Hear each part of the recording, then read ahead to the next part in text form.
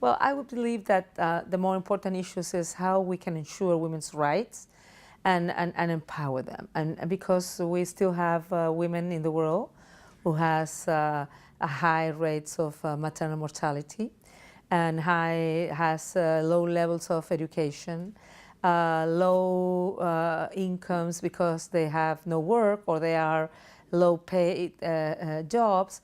And so equality is one of the main issues. The second is empowerment. Women needs to be more present in the daily basis in terms of having an important presence on on the political issues, on women's voices to be heard and to be relevant. So women's issues are taken into consideration for the ones who are making decisions. And this is at the political level, but also at the economical level. And third, I would say, is violence against women, and that has two different areas.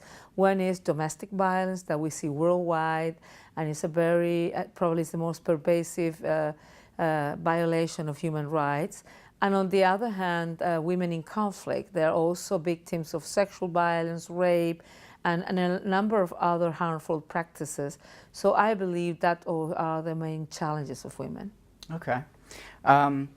How is the work of the United Nations, of UN Women, addressing these problems, and what's your first priority? Well, we have set 5 priorities in terms of addressing these challenges and these problems, and our priorities are enhancing women's voice, leadership and participation. The second is empowering women economically, giving them opportunities on the economic issues as workers, as entrepreneurship, and also at the corporate sector. The third is ending violence against women through campaigns, through developing safe cities, and so on.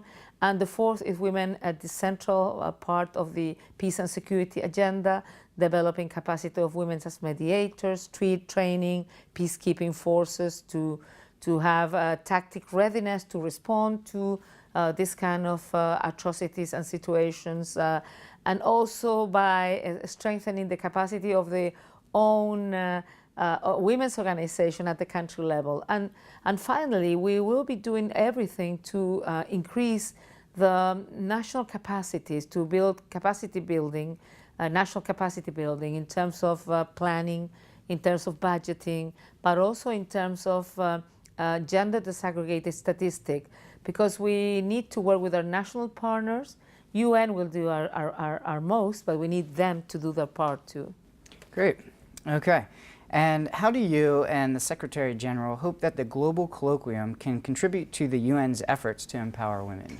Well, we think it's very important. We have always thought that the only way of advancing on the world's challenges and issues, not only on the gender issue, but also on climate change, on energy, on food insecurity, and so on, is through a very strong partnership between the UN, the governments, the academic sector, the private sector, and we need, I mean, with the people's organization, we need to build a very strong partnership. In concrete, with the colloquium, we have been discussing these 2 days, how we could organize ourselves in terms of the university. They have bright people who are working and researching for many years, how we can make a better link between research and policies, on the UN policy, but also the governmental policy in addressing these different challenges. How we can work on a research that can bring out data, evidence that will be meaningful for people who are making decisions in terms of giving women more opportunities, in terms of rights, in terms of empowerment, but also how we can work on data, on survey, on research, but also on specific strategies based on successful stories, how we can be more effective and really have a better response to all these challenges. So we are thinking on very specific proposals that we can work on research, that's one big area, that we can work on women's and children's health, that's another very important area, that we are hoping that we can work on developing a fellow program between the Colloquium University and UN Women, and also that we can have some internship, as the rest of the UN agency have, with people who will be from the universities, so we can have a better linkage with UN Women and the universities. Oh, that's great. That is great. So why is women's empowerment important? I'm so convinced that women have rights, and of course that is essential and should be enough that for people who have to make decisions, to make the right decisions. And I believe it's always the right time to make the right thing. But having said that, unfortunately, that doesn't happen in the world today. I mean, women are great, are strong, they're part of the society, they are really agents of peace, agents of development. We see women everywhere at the grassroots organization, in the agriculture, labor force, and so on. But they're still in a very bad shape. They're still with a lot of disparities and inequalities. So what we have learned is that when women are empowered, while being empowered politically, economically, socially, when women are relevant, then they are really taken into consideration. And there's a lot of things that has to be done. For example, we need critical mass women presence in parliament. So really, women's issues are taken into consideration. It's needed at least 30%, and it's only achieved in 28 countries of the world. So, and we need to include then strategies that could give women an opportunity. Because if we just do it like, if you just suppose that the world will go in that direction, it will take for so long. If we can think that when in 1946, when Eleanor Roosevelt went into the General Assembly to speak about the Convention for Human Rights, what was mentioned there that we should provide equal opportunities for women and men to have a decent life. And still, so many years after, we needed to have a UN entity for women, gender equality and empowerment, in order to really progress for women's rights. So I believe we need to do a lot of more things. We will be working with all our partners, national and international partners, in terms of ensuring that women's rights are essential. And for that, we have to empower women. We have to ensure that women's voices are heard. We have to ensure that women can have economic autonomy.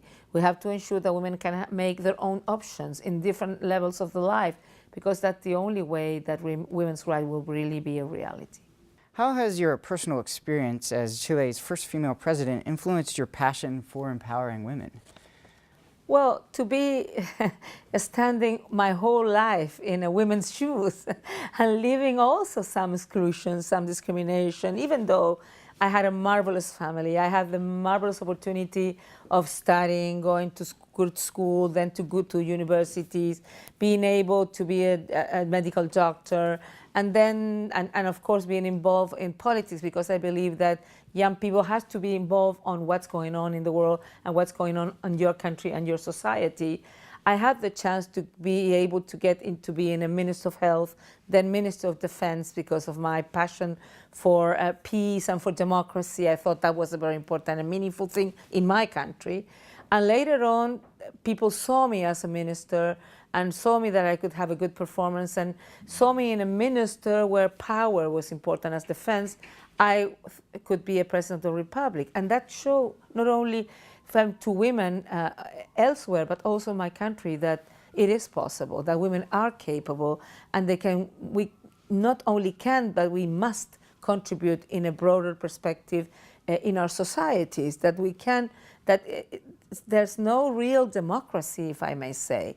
I'm talking democracy not only on voting for people, I'm talking of democracy being able to really capture the most essential, important things in a society. Diversity of society is that we have men and women whose rights are represented. So I would say my presidential experience will also help me deal with, give me more tools in terms of having access and relation with head of governments and head of states and ministers in terms of how we can encourage them to progress even much more on gender equality and women's rights, and empowerment. But also because I have had that experience, I can also think on which is the best way, because data, one of the things that we're discussing, data permits us to show that what we are speaking is important, but doesn't make